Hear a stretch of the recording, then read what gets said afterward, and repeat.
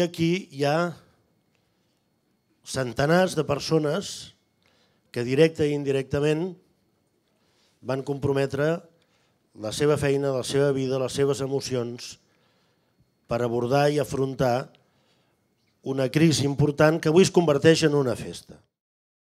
És un dia de mirar endavant, perquè crec que és molt transcendent que la Vall d'Hebron es comuniqui amb el Coll i Taixonera, també barris d'orografies complicades, però impulsats per magnífica gent, i que això empalmi amb el Carmel, i que finalment empalmi amb Horta i amb tota la línia blava.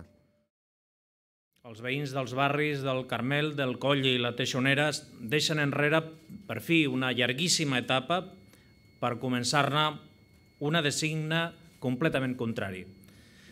L'arribada del metro a aquests barris suposa la desaparició de barreres tan antigues com invisibles, després d'anys de treball i d'esforços, de paciència i d'il·lusió.